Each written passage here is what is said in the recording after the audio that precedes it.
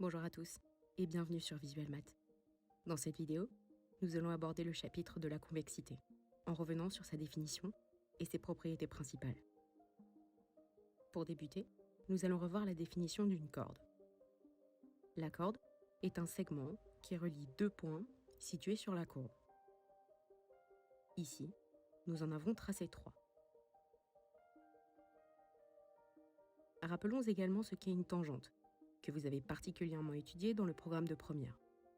La tangente, comme présentée sur ce nouveau graphe, est une droite qui effleure la courbe jusqu'à la toucher précisément au point où l'on souhaite définir cette tangente. Afin de bien visualiser la différence entre ces deux objets, voici une superposition des deux graphes précédents.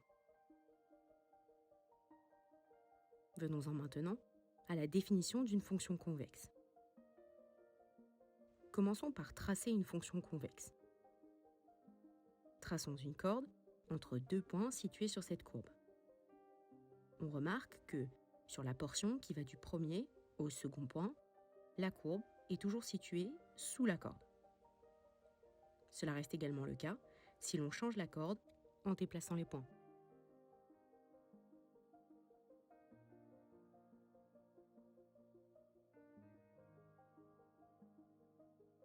C'est donc la définition d'une fonction convexe à retenir. Une fonction convexe sur un intervalle donné est au-dessous de ses cordes sur cet intervalle. Traçons maintenant des tangentes à cette courbe. On remarque que, pour toutes les tangentes tracées, la fonction est toujours située au-dessus de ces tangentes. La courbe ne les coupe jamais. Et ce, même si l'on regarde d'autres tangentes à la courbe en déplaçant le point de contact.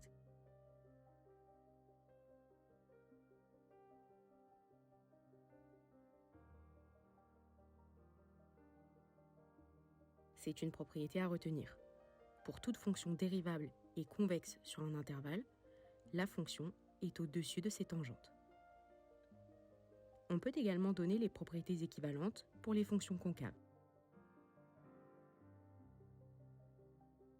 Traçons une fonction concave, qui en fait est visuellement une fonction convexe retournée.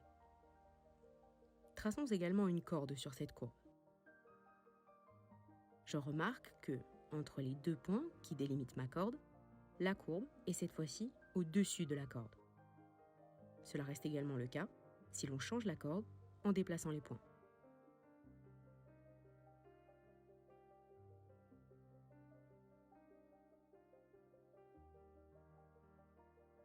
C'est donc la définition d'une fonction concave à retenir.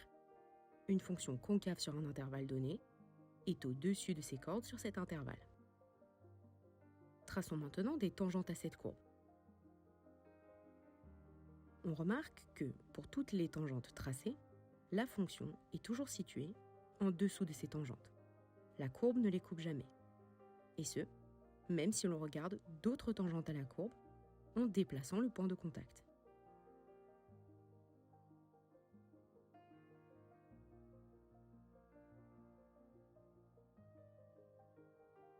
C'est une propriété à retenir. Pour toute fonction dérivable et concave sur un intervalle, la fonction est située en dessous de ses tangentes. Pour une meilleure comparaison, traçons une courbe plus complexe. Faisons apparaître deux cordes et deux tangentes. On remarque que cette courbe est délimitée par deux zones. Sur la gauche, une zone convexe et sur la droite, une zone concave. Sur chacune de ces deux zones, on retrouve les propriétés que nous avons annoncées précédemment. À gauche, dans la zone convexe, la courbe est en dessous de la corde et au-dessus de la tangente. À droite, dans la zone concave, la courbe est au-dessus de la corde et en dessous de la tangente. Nous allons maintenant traduire la définition d'une fonction convexe sur un intervalle, c'est-à-dire une fonction en dessous de ses tangentes sur cet intervalle, par une inégalité mathématique. Définissons un axe avec deux réels A et B. La quantité TA plus 1 moins TB, avec T, un réel compris entre 0 et 1, représente l'ensemble des points de l'axe, compris entre A et B. En effet, avec cette écriture, lorsque T vaut 0, alors TA plus 1 moins TB est égal à B.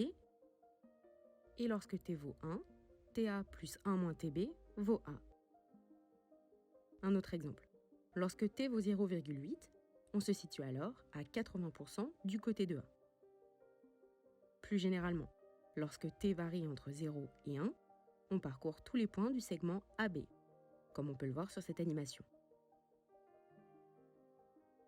Définissons maintenant cet axe comme l'axe des abscisses d'un graphique. Traçons une portion de courbe de fonction convexe. On remarque que l'image associée à l'antécédent ta plus 1 moins tb, que l'on vient de définir, sera donc f de ta plus 1 moins tb. Traçons maintenant un axe désordonné, avec deux images, f de a et f de b. On souhaite représenter la quantité t fois f de a plus 1 moins t fois f de b sur cet axe, où t est un réel compris entre 0 et 1. De la même manière que précédemment, t permet de faire varier les valeurs de cette quantité entre f de a et f de b. Lorsque t vaut 0, la quantité vaut f de b, et lorsque t vaut 1, la quantité vaut f de a. On voit donc que, en fonction des valeurs prises par t, la quantité t fois f de a plus 1 moins t fois f de b va se déplacer entre f de a et f de b linéairement par rapport à t. Ajoutons maintenant un axe des abscisses et plaçons les points de coordonnées a, f de a et b, f de b. Traçons ensuite une droite qui relie ces points. Un antécédent de la quantité t fois f de a plus 1 moins t fois f de b et ta plus 1 moins tb, que l'on place sur l'axe des abscisses. Superposons maintenant la portion de courbe convexe que nous avions tracée précédemment à ce graphique. Cette superposition nous permet de comparer, pour une même valeur de t, et donc pour un même antécédent, les deux images que nous avons construites sur les deux graphiques, respectivement t fois f de a plus 1 moins t fois f de b et f de ta plus 1 moins tb. On remarque que, quelle que soit la valeur de t entre 0 et 1, la deuxième quantité est toujours placée sous la première.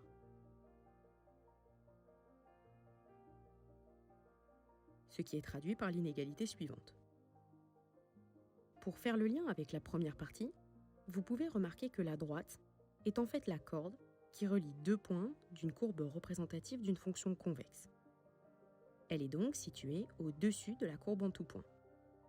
Cette inégalité serait inversée pour une fonction concave, puisque cette dernière se situe toujours au-dessus de ces cordes. Abordons maintenant la troisième et dernière partie de notre vidéo, le lien entre convexité, dérivée première et dérivée seconde. Dans cette partie, nous allons étudier une fonction qui présente trois zones de convexité distinctes. Dans la première zone, la courbe est située au-dessus de ses tangentes. Elle est donc convexe sur ce premier intervalle. Dans la seconde zone, la courbe est située en dessous de ses tangentes. Elle est donc concave sur ce deuxième intervalle. Enfin, dans la troisième zone, la courbe est de nouveau située au-dessus de ses tangentes. Elle est donc de nouveau convexe sur ce troisième intervalle. Maintenant, comparons la courbe de f et celle de sa dérivée. Rappelons d'abord le lien qui unit une fonction et sa dérivée. La valeur de la dérivée en un point x est égale à a est en fait la valeur du coefficient directeur de la tangente à la courbe pour ce point x est égal à a. Au niveau du point bleu que nous avons représenté sur la courbe, la valeur du coefficient directeur de la tangente est de moins 0,36. La valeur de la dérivée en ce point est donc également de moins 0,36, ce que vous pouvez voir sur l'axe des ordonnées de la fonction dérivée sur le graphe du bas. Au fur et à mesure que l'on se déplace vers la droite, le coefficient directeur de la tangente augmente jusqu'à atteindre la valeur de 0. En effet, on se rappelle que lorsqu'une fonction atteint un maximum ou un minimum, sa dérivée vaut 0. C'est bien ce que l'on retrouve ici. Continuons à faire avancer le point bleu.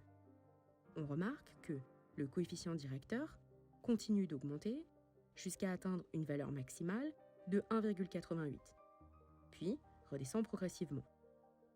La pente de la courbe s'adoucit à l'approche du sommet jusqu'à valoir 0 au niveau du maximum. Une fois le sommet passé, la fonction est décroissante. Le coefficient directeur devient négatif dans la phase de descente, jusqu'à atteindre, au plus fort de la pente, une valeur de moins 2,25. De nouveau, à l'approche du minimum, la pente s'adoucit et remonte jusqu'à la valeur de 0 au niveau du nouveau minimum local. Replaçons maintenant les délimitations des zones convexes concaves pour mieux décortiquer le comportement de f'. On remarque que sur la première et la troisième zone, où la fonction f est convexe, la dérivée est croissante. A l'inverse, sur la seconde zone, où la fonction f est concave, la fonction f' est décroissante. Que peut-on alors dire de f seconde sur chacune de ces zones, en gardant à l'esprit que f seconde est en fait la dérivée de f'? On sait que quand une fonction est croissante, alors sa dérivée est positive. Au contraire, quand la fonction f est décroissante, la dérivée est négative. On conclut donc que, sur les zones où f est convexe, f' est croissante et f seconde est positive. A l'inverse, sur les zones où f est concave, f' est décroissante et f seconde est négative.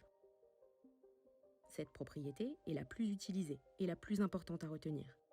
Si f est convexe sur un intervalle, f seconde sera positive sur cet intervalle, et si f est concave sur un intervalle, f seconde sera négative sur cet intervalle. Cette propriété ne s'applique qu'à des fonctions au moins 2 fois dérivables sur les intervalles étudiés, ce qui sera en pratique le cas pour l'ensemble des fonctions usuelles étudiées en terminale. Il nous reste à évoquer les points de jonction entre les zones convexes et concaves que vous voyez apparaître en blanc sur les graphiques. Pour ces points-là, on remarque que la dérivée f' est toujours soit à un minimum, soit à un maximum, et que donc, précisément pour ces points, f seconde vaudra 0. Ces points sont appelés points d'inflexion. Si la fonction est 2 fois dérivable, on trouve l'abscisse de ces points d'inflexion en résolvant l'équation f seconde de x est égale à 0. C'est la fin de cette vidéo sur la convexité. J'espère que cette dernière vous a permis de mieux visualiser les concepts et les propriétés liées à ces chapitres. À très vite pour de nouvelles visualisations.